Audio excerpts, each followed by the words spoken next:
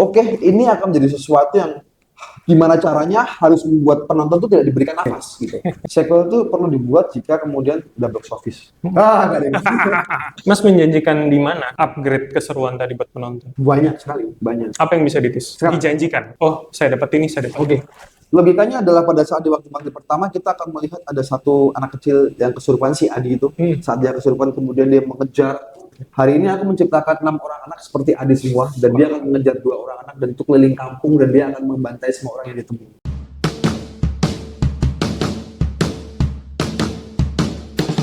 Selamat datang di Broscast. Bram Reza Rifu Ngobrol santai di di podcast. podcast. Yeay!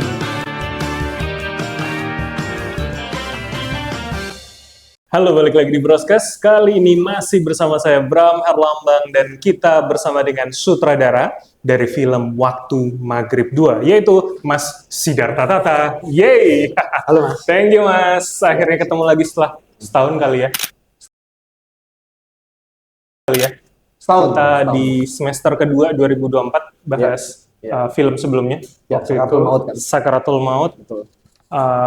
Saya ingat banget di akhir pembicaraan itu Mas bilang kalau soal inspirasi itu paling gampang ketika dari pos ronda. Cerita yang paling menarik itu adalah cerita ketika kita menggosipkan horor di pos ronda Betul. atau di angkringan. Dan Nah, pertanyaanku, waktu maghrib kedua ini pos ronda yang mana, Mas?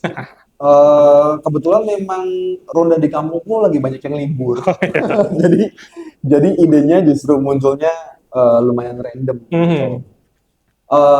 Waktu maghrib yang kedua ini kan masih dikembangkan oleh saya bersama penulis Waktu Maghrib sebelumnya, Khalid Kassogi, Mas Ogi, sama Bayu Kurnia gitu.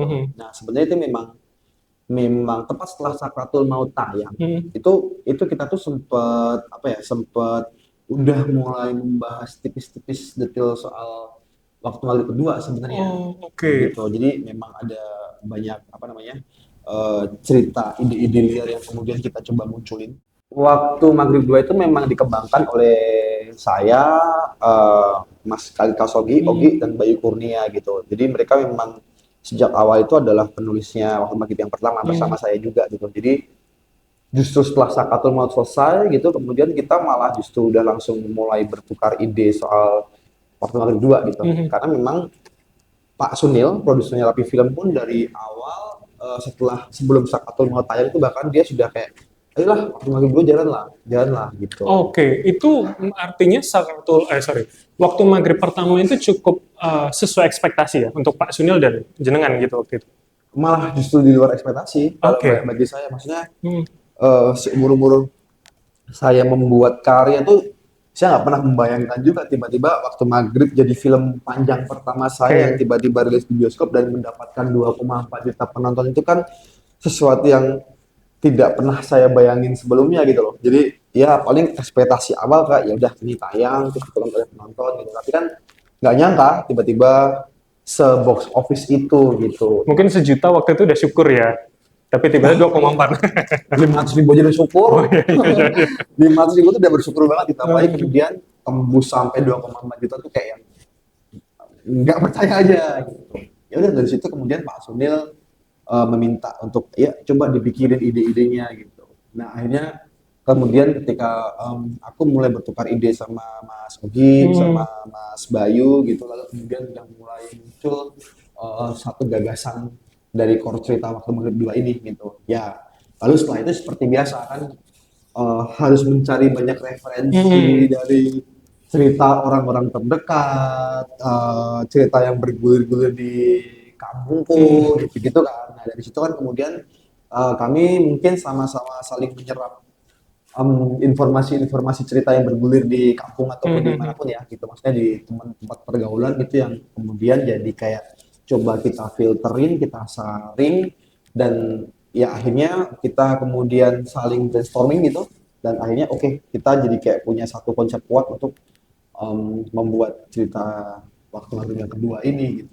Jadi risetnya dari tongkrongan ke tongkrongan ya, 3 orang ini, Mas Ogi, Mas Bayu jenengan. Ya, tongkrongan ke tongkrongan, dan tentu saja kita juga pasti selalu memutar otak dari apa yang sudah kita serapkan. Kemudian ya kayak tadi kita saring, terus kita saling berbagi ide, dan akhirnya kita punya satu cerita yang solid gitu, buat mengemas ini jadi film. Oke, oke. Aku ingat di bagian akhir itu kan ada ngetis yang anak baju merah kalau nggak salah. Dia tiba-tiba keserang sama hantu waktu maghribnya juga. Itu akan berhubungan nggak sih dengan yang kedua? Akan ada hubungannya, Hmm. gitu, akan ada hubungannya, dan justru memang dia itu sebagai pengantar untuk menuju ke babak baru yang memang sebenarnya berjalan cukup panjang secara periode di film lainnya gitu. Karena ini kan ceritanya terpusat pada masa 20 tahun setelah peristiwa di film yang pertama sebenarnya gitu.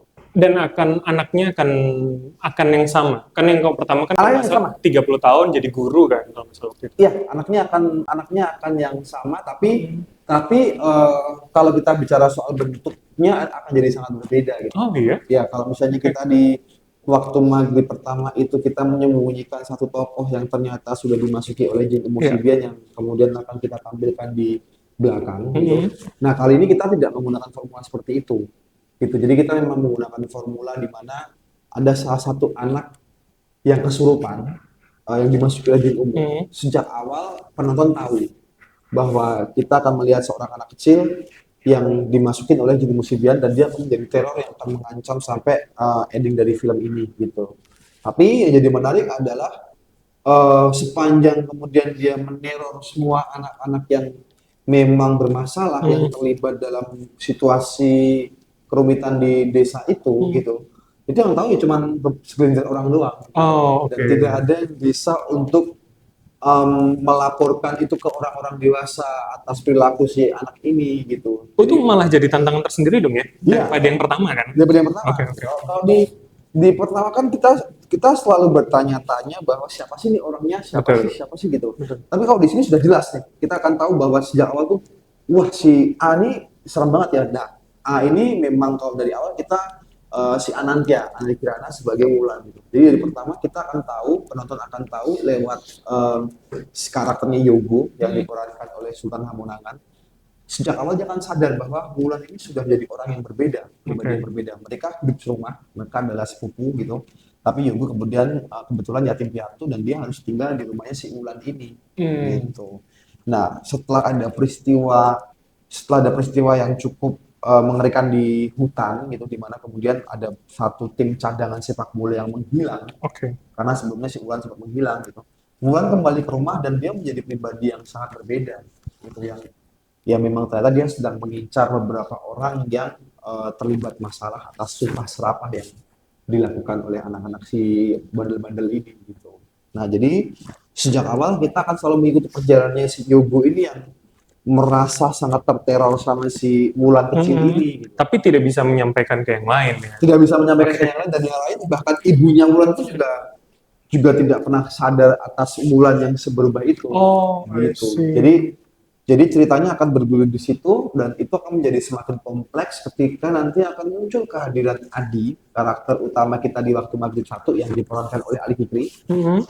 20 tahun kemudian dia diperankan oleh Omar Daniel. Oh, sudah besar ya? Ya, sudah besar, dan kemudian Omar Daniel juga Adi dewasa sudah terbentuk menjadi pribadi yang mendedikasikan hidupnya untuk mencari jin Umusibian ini. Oh. Karena memang ya ternyata teror yang dia terima di masa kecilnya cukup berdampak secara psikologis di pikirannya dia. Jadi dia terbentuk menjadi pribadi yang sebenarnya mentalnya terganggu gitu. Tapi ternyata malah justru itu menjadi fondasi kekuatan dia untuk memburu si jin Umusibian ini gitu. Nah, jadi nanti secara cerita ketika desa ini dan anak-anak kecil ini mulai terteror, Adi nanti akan masuk sebagai katakanlah orang yang akan berkontribusi juga untuk menyelamatkan si anak-anak kecil. Dan dia punya petunjuk, seberapa petunjuk masa kecilnya itu bisa menolong kondisi itu sebetulnya, Mas, kontribusinya itu, Mas, membuat. Nah, Adi ini karena sebenarnya dia nyaris untuk dimasuki sama jin Umusibian, tapi posisinya adalah jin Umusibian tidak jadi masuk ke dalam tubuhnya karena memang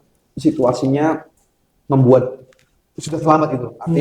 Artinya pada saat itu ada azan maghrib untuk mengusir si jin Umusibian ini dikumandangkan sehingga membuat jin ini pergi. Itu yang di sungai pertama itu kan? Yang di sungai. Oh iya, gitu. oke. Nah, hal itulah yang kemudian membuat Adi itu masih kayak terkoneksi sama energi-energinya si jin Umusibian. Ada yang tersisa. Ada yang tersisa, ada yang tidak beres, ada yang tidak bersih gitu. Jadi kayak dia itu selalu merasakan hawanya di mana, selalu merasakan energinya ada di mana, tapi dia juga berusaha untuk mencari itu. Dia kayak berusaha mencari jawaban-jawaban yang bisa muncul, bisa mengetahui si keberadaan tubuh ini lewat Oke. energi yang dia rasakan Oke, sebenarnya. oke. Mas, tolong jangan dibuka semua ceritanya, Oke.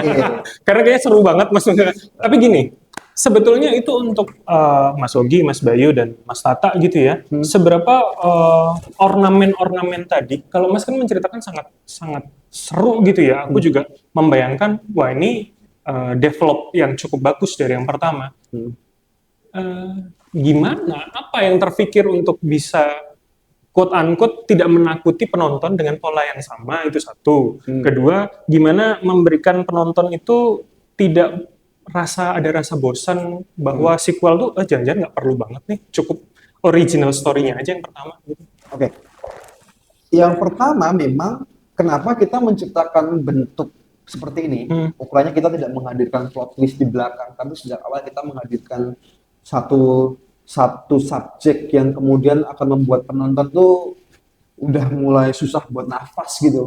Karena ini justru malah kita coba untuk mengeksplorasi bentuk baru atas film horor yang memang ada di Indonesia gitu. Oke. Artinya kalau kita bicara soal film horor hari ini yang ada di Indonesia, mereka selalu kebanyakan setelah saya menganalisa semua film horor itu selalu menggunakan pakem plot twist gitu.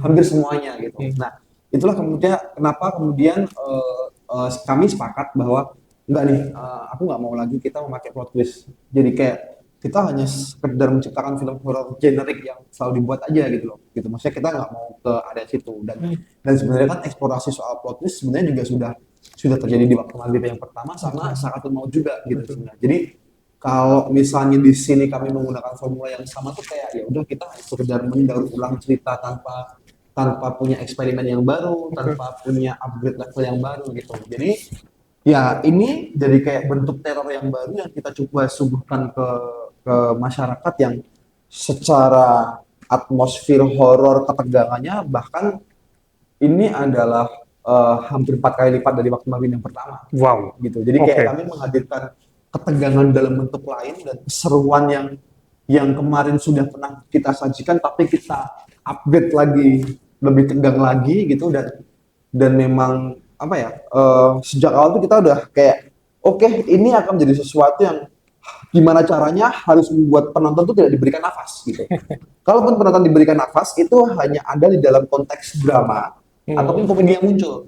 Tapi setelahnya kita harus membangun ini dengan sesuatu yang ya masuk ke tegang, tidak melulu kemudian berupa jump scare ya gitu. Tapi ada banyak kendaraan yang lain yang bisa membuat ini menjadi sesuatu yang tegang gitu. Atau penonton merasa kebuntuannya berlanjut gitu ya. Iya. Kan orang kadang frustasi menonton tuh kan ini buntu-buntu, oh ternyata nanti akhir ada gitu kan.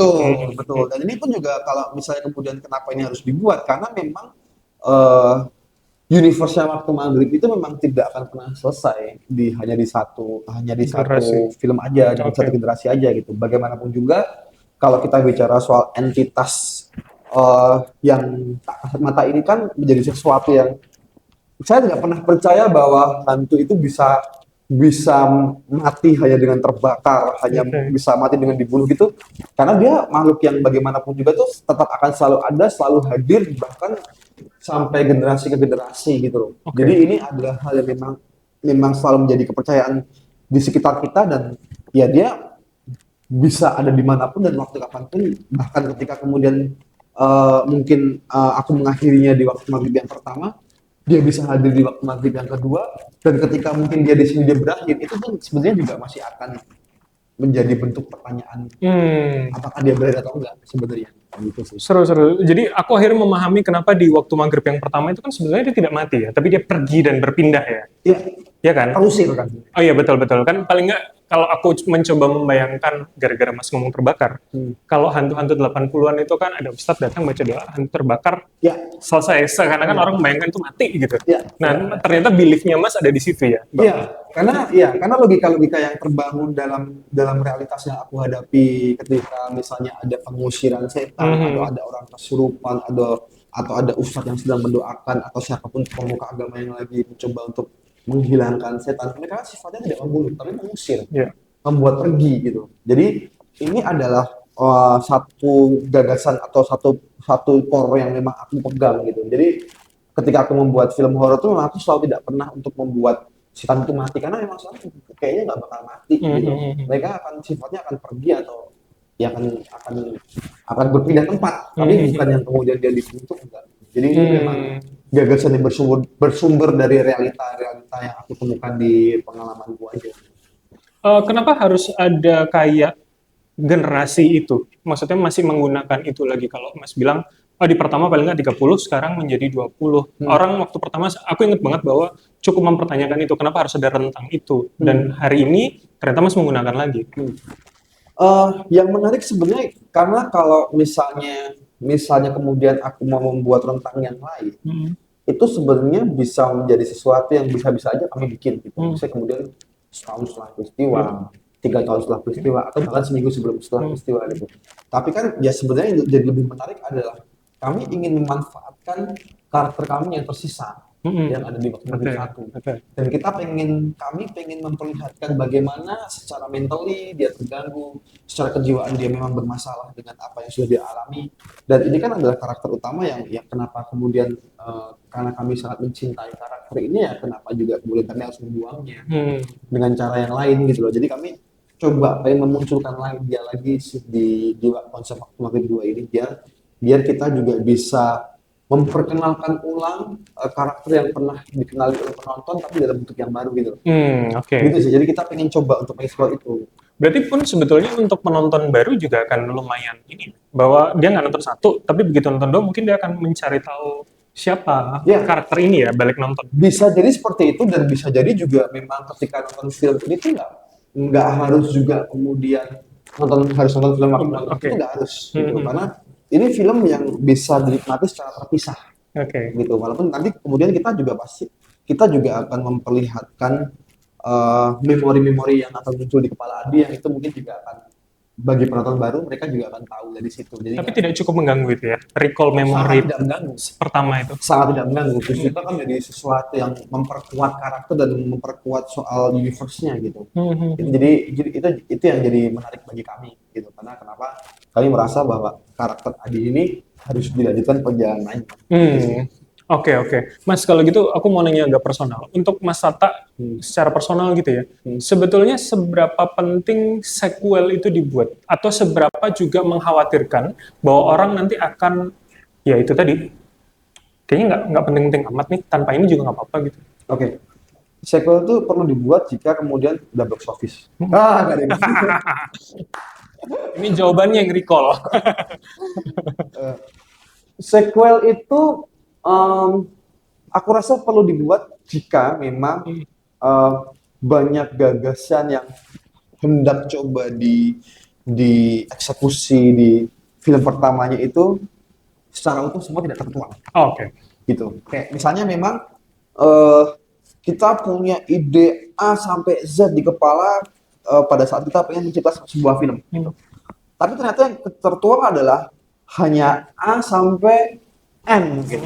Karena kita nggak punya cukup durasi gitu untuk membuat ini menjadi sampai Z itu semua ini tertuang tidak bisa. Maka kemudian sisanya itu yang harus ini jadi kayak idealis seorang sutradara dan penulis ya gitu. Ketika kemudian kita pengen membicarakan banyak hal yang ternyata kita punya batasan, kita punya limitasi karena durasi, kita punya limitasi karena kebutuhan cerita gitu-gitu ya. Jadi kayak kita memutuskan untuk oke, ini kayaknya memang kita simpan dulu aja.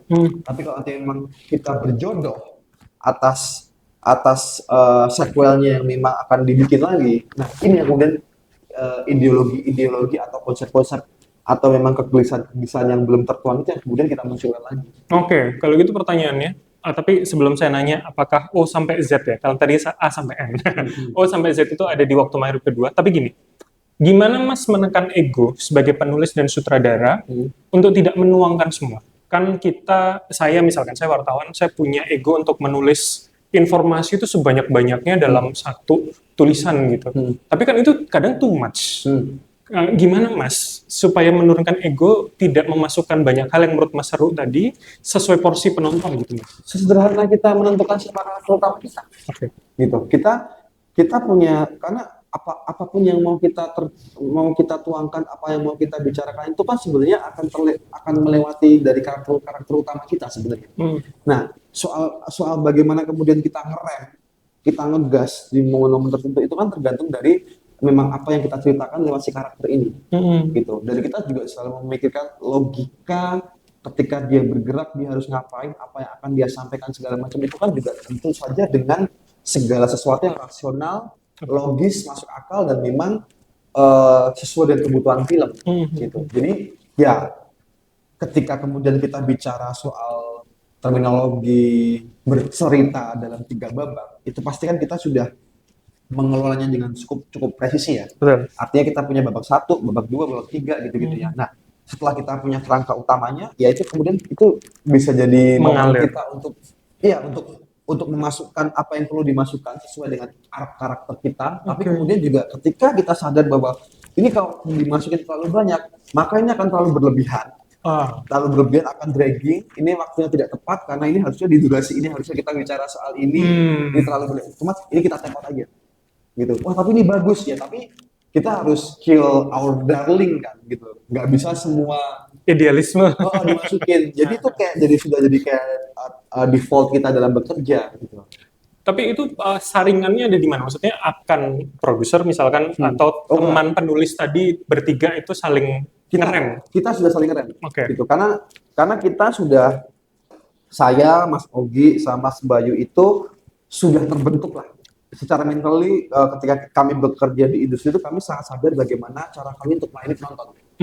Gitu. Nah, Ini jam terbang ya berarti ya? Iya, ini soal jam terbang. Serving the audience itu kan is the most priority ketika kita membuat film sebenarnya. Kecuali kalau saya membuat film festival atas ideologi saya, ya apapun yang mau saya bikin terserah saya. Tapi enggak. Gitu. Pun film festival kan sebetulnya juga kita harus tahu festivalnya apa, Betul. kriteria itu kan balik lagi kita serve Betul. the kriteria gitu. Sebenarnya enggak. Sebenarnya konsepnya festival bukan seperti itu. Konsepnya adalah kamu mau bikin seperti apa, lalu produser akan mencarikan mana festival yang tepat untuk film ini. Bukan kemudian mereka membidik festival seperti apa lalu Akhirnya menyesuaikan. nggak bisa seperti itu. Tapi kalau dalam konteks industri yang kita kerjakan adalah yaitu kita tahu bahwa oke, ini kita serving di audience. Jangan sampai penonton bosan. Makanya kayak ketika kita membuat X1 sampai menit keberapa, sitting inside-nya di menit keberapa, masuk ke X2 lalu midpoint di pertengahan film terus apa, itu kita harus benar-benar presisi. Itu kenapa kemudian kita selalu punya pegangan jangan sampai penonton dragging. Betul. Nah, soal keseruan-keseruannya yang kemudian harus kita ciptakan. Makanya memang kita harus membunuh beberapa hal-hal yang memang tidak bisa dipaksakan untuk masuk jika itu malah berpotensi untuk membuat filmnya tidak jalan ceritanya. Atau mungkin Mas ngerasa ini bagus, tapi ketika mungkin FGD penonton kayaknya harusnya udah skip aja nih, orang udah harus loncat ke sini misalkan. Pernah kejadian dalam? Pernah. Tapi memang ya ukuran orang beda-beda ya. Iya. Tapi jadi kita tuh selalu memfilteri dulu. Dan juga ini kok kita tuh selalu mengalami hal-hal di mana ketika semua yang tertuang dalam naskah sudah mulai diedit, itu ada beberapa part yang kita rasa juga ini tidak works, terlalu berbelit, ini terlalu dragging, ini kita cabut itu juga ada gitu. Jadi kita sudah self filter duluan gitu, sebelum kita masuk ke FGD gitu. Walaupun kemudian di FGD juga pasti akan ada concern yang lain dari calon penontonnya kan. Gitu. Tapi ya paling enggak kita sudah memfilteri duluan sehingga kadang-kadang apa yang mereka tonton dan apa yang mereka yang komentari itu sejalan dengan visi kita sebenarnya. Jadi akhirnya tidak terlalu banyak ya sebetulnya masukan dari teman-teman calon penonton pada saat FGD ya. Betul. Oh, oke. Gitu kira-kira. Pertanyaan yang tadi, kalau A sampai N, ini O sampai Z nggak yang kedua? Ini O sampai Z. O sampai Z. Ini O sampai Z. Oke, jadi tertuang semua ya? Sebenarnya tertuang semua. Jadi kayak ini tuh menjadi penyempurnaan dari waktu maghrib yang satu. Wow, oke. Gitu. Penyempurnaan kalau penyempurnaan berarti bukan hanya melengkapi yang tidak tertuang di pertama dong. Berarti kan ada yang hasil evaluasi juga, mana yang penonton suka, mana yang works dan enggak. Gitu. Ya, bisa itu juga, tapi yang paling utama kalau bagi saya, sebagai sutradara itu lebih ke treatment. Artinya misalnya dari A sampai N gitu, di waktu maghrib pertama tuh, kenapa kemudian O sampai Z-nya tuh nggak masuk gitu, karena ada level-level yang belum bisa aku capai dari titik waktu aku membuat waktu maghrib pertama. Ketika aku membuat waktu maghrib kedua tuh aku juga sudah melewati fase di mana aku sudah membuat 4 film yang lain, gitu kan, dan sudah ada juga upgrade mungkin soal level skala budgetnya, gitu, yang kemudian jadi kayak dulu aku pengen bikin adegan yang sampai segitunya gitu, itu nggak pernah kesampaian dan sekarang waktunya ketika Pak Sunil juga mensupport aku buat ayo mari kita all out, kita bikin apa yang kamu pengen, kita bikin seru-seruan. Nah itu waktunya aku mau bikin, jadi kayak apa yang dulu pernah aku bayangkan tapi nggak kesampaian, ya sekarang waktunya aku wujudkan di waktu maghrib 2 ini. Jadi kayak oke, ini menjadi Ini hasil 2,4. upgrade level dari waktu maghrib pertama yang menurut kami itu berasa banget. Jadi harusnya penonton akan dapat treatment yang lebih oke lah ya, Oh, sangat. secara teknis, tidak hanya dari cerita tadi ya. Sangat. Ini menjadi satu paket komplit gitu. Maksudnya kita masih bertahan di titik di mana kita masih menyajikan satu komedi, kita masih memunculkan drama. Nah, tapi kemudian keseruan-keseruan yang lain yang tadi aku bilang soal ketegangan, kejar-kejaran, horror set piece-nya, ada beberapa sesekali jump scare gitu, itu kita benar-benar lebih all out dan kita benar-benar lebih upgrade level dari apa yang pernah kita bikin di waktu lagi pertama gitu. Mas menjanjikan di mana keseruan, upgrade keseruan tadi buat penonton? Banyak sekali, banyak. Apa yang bisa ditis? Hah? Apa yang bisa ditis? Sekarang. Dijanjikan. Tentu tidak spoiler, tapi ini bahwa penonton bisa membayangkan, oh saya dapat ini, saya dapat Oke. Logikanya adalah pada saat di waktu maghrib pertama kita akan melihat ada satu anak kecil yang kesurupan, si Adi itu. Saat dia kesurupan kemudian dia mengejar si Ayu sampai menelusuri kampung-kampung dan itu berakhir di rumah Pak RT. yang Bukades ya, diselamatin ibu-ibu itu kan. Iya, yang sama ibu RT itu. Hari ini aku menciptakan 6 orang anak seperti Adi semua dan dia akan mengejar 2 orang anak dan itu keliling kampung dan dia akan membantai semua orang yang ditemui. Aduh, Gitu sih kira-kira. Dan itu akan jadi sangat gila. menegangkan ya. Enggak, yang pertama aja dikejar begitu dengan dia bawa apa parang ya yang pertama dia Ya, itu ya. Oke, celurit. Ini 6. Oke. Itu akan cukup menjanjikan ya. Itu sangat menjanjikan. Oke. Nah, yang aku dapat bocorannya akan lebih banyak anak-anak nanti di kedua. Sangat. Sangat. Itu akan jadi salah satu bukan bumbu ya, sesuatu hal yang Mas tonjolkan dalam film ini. Sangat. Konflik utamanya terjadi dalam konteks pertandingan sepak bola, Mas. Bayangin sepak bola itu berarti ada tim inti, ada tim cadangan, ada ini itu akar permasalahannya itu muncul di situ dan pasti udah pasti ya kita pasti bakal melibatkan, udah kebayang berapa orang anak kecil yang terlibat gitu.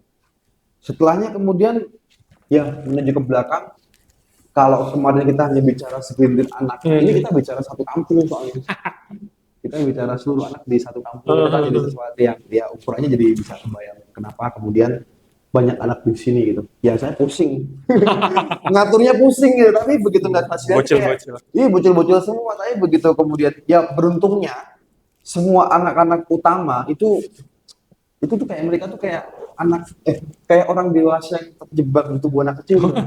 Atau udah kebiasaan syuting ya kali ya. Dia nggak tahu ya, itu kayak anaknya Kirana, Sultan Hamunangan, Gazi, Muzaki Ramdan, terus ada Brayden, terus ada beberapa anak kecil dari Jogja gitu.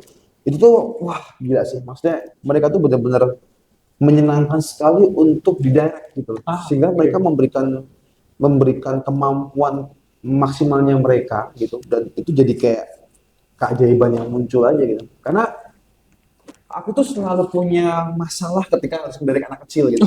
Waduh, masalah banget. Please ceritakan kita secara personal itu. Kenapa?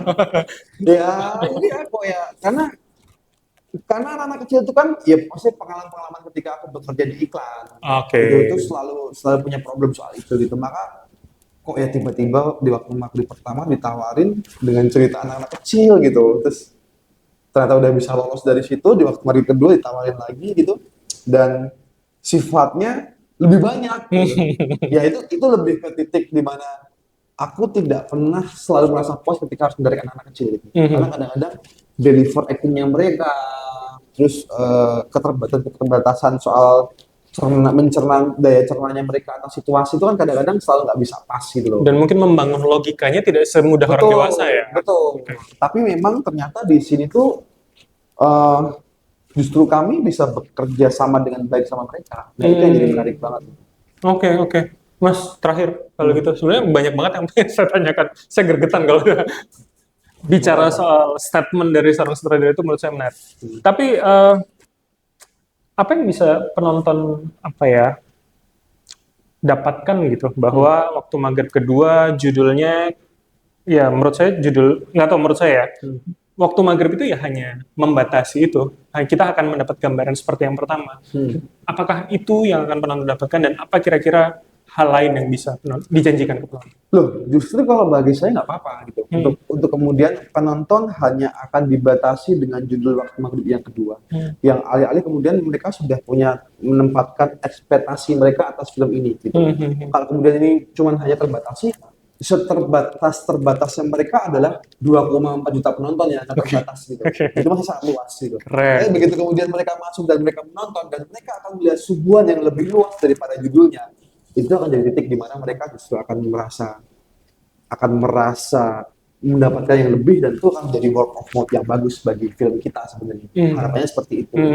Aku paling suka menjadi anak yang tersepelekan karena ketika kemudian dia melihat isinya, dia melihat dalamnya, maka kemudian mereka akan kaget ketika itu jadi di luar ekspektasi dan itu akan menjadi word of mouth yang bagus gitu. Oke. Daripada kemudian kita kayak menjanjikan sesuatu yang omong kosong lewat judul misalnya gitu, aku lebih baik aku mempunyai satu judul yang sudah dipercaya sama beberapa orang, tapi begitu kemudian mereka melihat kita memberikan sesuatu yang ternyata bahkan itu isinya lebih dari judulnya. Karena itu lebih penting dari mulut ke mulut, cerita teman. Sangat itu justru itu adalah kekuatan utama di mana film itu akan bekerja dengan baik sih menurut saya. Karena ketika kemudian mereka akan datang, mereka menonton, mereka puas, pasti mereka akan mengabarkan ke teman-temannya. Mereka akan mengabarkan ke keluarganya, ke pacarnya, ke siapapun gitu bahwa ini akan jadi tontonan yang bagus gitu. Dan hari ini yang kami ciptakan adalah sebuah tontonan yang bagus dan berkualitas dalam konteks film horor Indonesia. Gitu sih. Aku tambahin satu lagi. Di mana ekspektasi Mas Tata untuk film kedua ini? Ekspektasinya?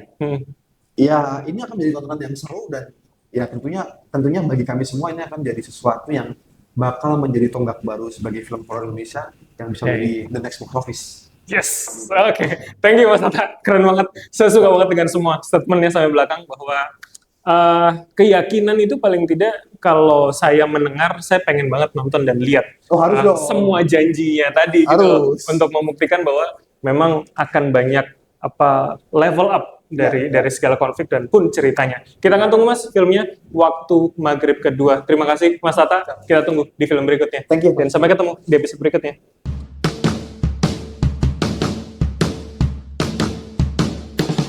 Selamat datang di Broscast. Bram Reza Rifu ngobrol santai di podcast. Yeay!